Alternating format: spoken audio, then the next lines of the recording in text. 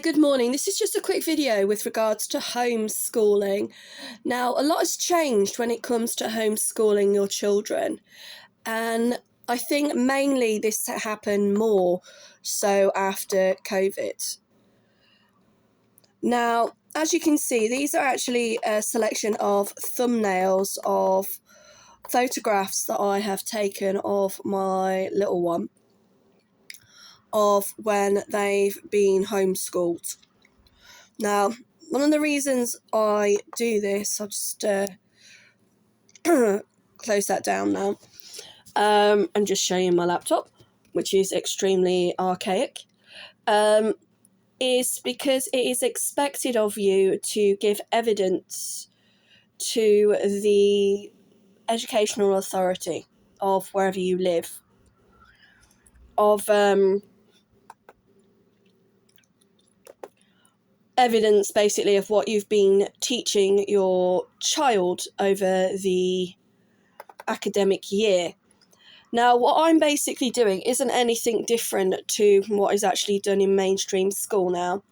A lot of the evidence that teachers kind of keep on your child on a file. Again, this is just information I've managed to sort of screenshot off the internet to sort of help me with my home studying. So like this one, for example, is a poster of I have sensory processing disorder, which is basically what my son has got. So when he's having a very stressful day, for example, one of the things that I will show him is this picture. And I will say, if you were in school, they would necessarily, not this one in particular, there would be posters up around the building to explain certain things about behaviour, about how people are educated. And nowadays, everything practically is done online. Both me and the father of my other two children, who are in mainstream education, have had to log into an online system in order to access our children's academic records and to also basically be able to log in and talk to the teachers online. The only problem with doing this is I do not like using the cloud. I'm very worried about data protection. I'm very worried about people being able to access photographs of my children without my consent. And again, like most parents, we use social media platforms to talk about our families, to talk about ourselves, to talk about our children. And again, one of the things my children were talking to me about recently was what's suicide. So I was able to find this really quite simple poster, again online, and I've changed it myself because it says suicide is not selfish, but I think people get so caught up with that I've actually changed it to death, because death isn't selfish in my opinion. My dad didn't want to die in his 40s because of cancer. Somebody who is walking their child to school and they get hit by a drunk driver isn't wanting their child to die because of fatal head injuries. So because of everything that has been happening recently in the social media, especially with the stabbings of those poor children who were on a out of school summer play scheme. And again, it all seems to have gone quiet in the media. And then after that, there was all those riots. And my children kept asking me questions because it was during school holidays still. And I had to try and find information on social media, like most parents, that was user-friendly for the age of my kids. And so even though I'm homeschooling, again, anxiety tips for young adults, I've changed it to anxiety tips everyone to use.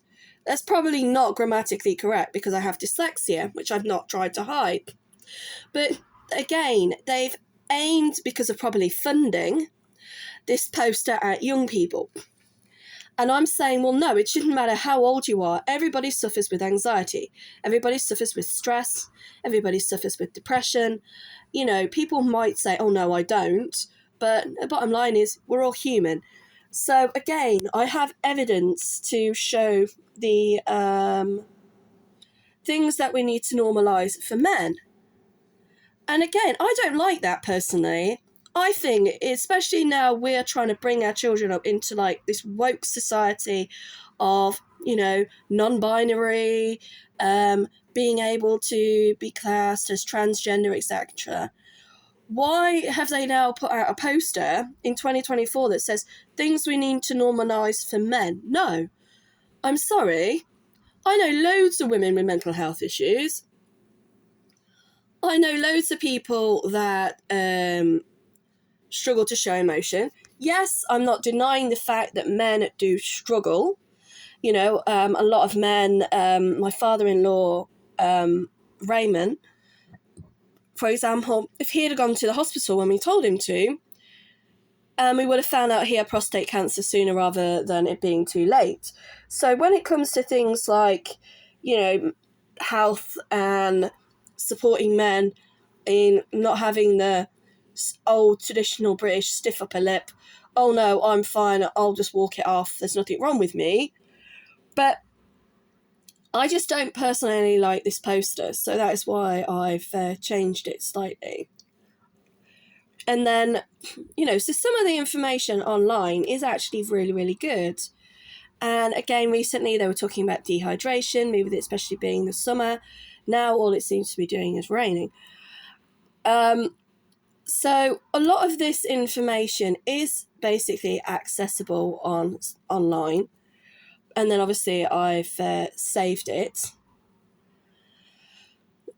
But it takes up a lot of memory. I mean, I love this. I think this is absolutely amazing. It's very similar to some of the landscape ideas I had myself when I was younger, when I wanted to be a landscape architect. I just couldn't understand the math side of things, which is why I never took form. But I just, you know, I love this. I think it's absolutely incredible. Personally, you know, how they've used the flowers to create the paint. So they could have been any colour, and you could probably have a selection of those in a, you know, a garden or even just as a sculpture in your own backyard. So, yeah, a lot of this, unfortunately, does take up a lot of storage space on my laptop. And I think these are really interesting. And unfortunately, you know, these aren't in retail outlets because there are so many people now that are using an alternative way to live. And I remember standing there in the detergent aisle and the lady said to me, oh, I live on a narrowboat. I'm not sure what detergent to buy. And I was saying, well, don't buy this, don't buy that. That's just greenwashing. The chemicals they've actually told you about in these products are exactly the same as most products. And it just makes me laugh because yesterday I happened to go to Sainsbury's and the amount of people that just were just going, Mr. Muscle, oh, you know, because it's a well-known and established brand. And I'm thinking, and I said to my son, you do realise that everything you put down the toilet, everything you put down the sink, eventually it ends up back in the sewers, it ends up back in the water. And although we have all these like filtration systems and everything, technically we are drinking these chemicals over a long period of time, which probably contributes to the fact as to why people's health has deteriorated as much as it has over the years, because our bodies are now having to be subjected to basically so many different chemicals. And this one I found online because I do write, and when my children write, and I've never come across anything like this in my life until about a year ago. And basically it says like how you are supposed to describe people's skin tones now when you are writing a book. And I'm just like, seriously? So you can't say that somebody is white. You can't say that somebody is black. You're not allowed to say that they have fair skin. And again, this, I've noticed, this isn't just, because I found this on a writer's website, I can't remember which one it was, but this is also a petri dish, a sample, for makeup. So I haven't really talked about makeup that much, because it's not something I really wear, but if I was to buy makeup, the colour I would go for is probably ivory, which I think is the third one down. But in the past, I did used to wear what was called sand. And that's because, you know, I'd do the patch test on the back of my hand to see which one didn't make me look like I was an Oompa Loompa, because I have red hair. So, again, natural insect repellent. So with my son, yeah, no, I can delete that. I have a lot of superfluous information. So if, for example, when we do get vetted every year, I have enough evidence to basically, I mean, this was sent to me from a friend. But again, I've been to my children's school. A lot of this information isn't readily available to parents. You don't go into a school, and I know a lot of it would be information overload. You know, and what is dyslexia? What is neurodiversity? Don't even ask me how to say the other two words, because I haven't got a clue. Meltdowns, shutdowns, burnouts. And again, these are things that don't just affect children. They affect everybody. And one of the reasons I'm saying they affect everyone is because although these words are now being used to describe and to try and like put people into maybe a different box or different categories, people always had these symptoms. It's just in the 1800s or the 1900s or, you know, in the medieval area, like which would be the 1600s. If you were not normal, you were branded as a witch. You were branded as the local, like, nutter down the road. Oh, don't go near that person. There's something wrong with them. And you would have been got rid of. Or you would have been locked up in a mental asylum, like Bedlam. Nowadays, you know, the government are at the point where they're saying, oh, there's no such thing as a disabled person anymore. Despite all of this information that's coming out, to support people and make sure that, you know, they are able to basically integrate into society, be useful, and hopefully, you know, live a independent life. I'm not going to say normal, I'm going to say independent. But the government are saying, oh no, that doesn't exist. No, we don't believe in that. And this is why so many children, even like my son, are still slipping through the nets, because he never got formally diagnosed with sensory processing disorder until he was 7. And I like this. Again, I love it because it doesn't have anything to do with technology. You know, it's all to do with types of play for young people. And not just for young people, for adults as well. You know what? I love going to the park with my kids when I can actually physically get there. And there's nothing more enjoyable or fun than if they have what I call fat arse swings, because all the swings are designed obviously for children, not adults. And I have fat thighs and a fat bum. And there are certain parks that I can go to with my children, with toilet facilities within the area. And I can sit on them and I can be like, oh my God, it's a fat arse swing. And I'm saying that about myself, okay? I'm not saying that about anyone else. And I love it. There's nothing more, to me, enjoyable than having the opportunity to be able to go to a park and just build a sandcastle or climb a tree or,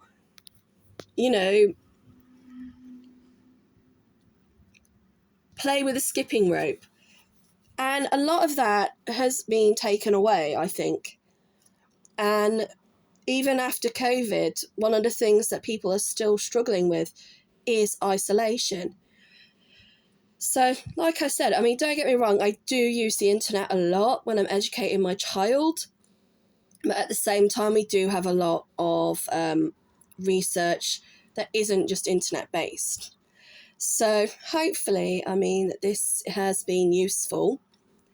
But what I am doing today is I am trying to take away some of the stuff on my laptop that I don't need anymore. And again, amazing benefits of spices. And ironically, I was actually talking to a friend about this last week. And, so it has been really interesting to find information on social media. And then, because the way my son learns, and again, when you're trying to teach a child, you don't always get that opportunity when you're in mainstream education. But because I'm homeschooling him, I can now dedicate more of my time and effort, especially now when he's asleep, for example, and say, okay, what are we going to talk about today? We did cooking yesterday. He baked cookies with his dad. So one of the things we may have a lesson about is food allergies, which I know was something my 10-year-old was talking about in the car. And again, something simple like this, it's really easy to follow. I've not had to worry about writing it all down myself, so it doesn't affect my dyslexia. And I can just say to my son, here is an example of the top 9 food allergies that people are allergic to. That doesn't necessarily mean that there aren't others, but these are the most common.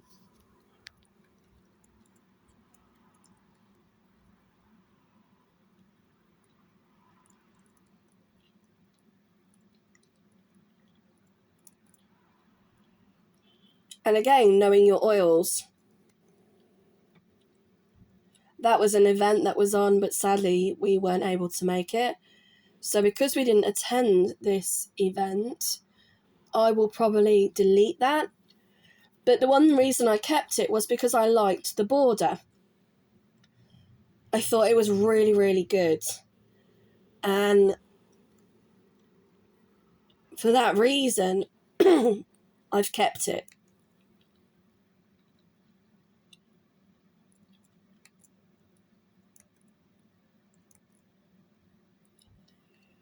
Again, sadly, this wasn't an event we were looking at going to, but we weren't able to attend it due to personal reasons.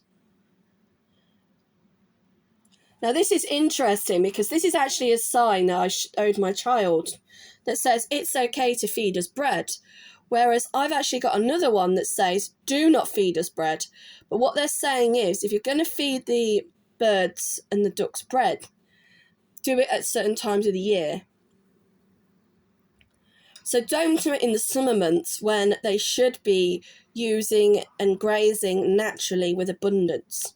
But in the winter, when obviously there's lack of food in the area, a little bit is better than nothing at all. So what I'm going to do is try and find the other poster, which if I was organised would be with that one, which it isn't. And then use both side by side.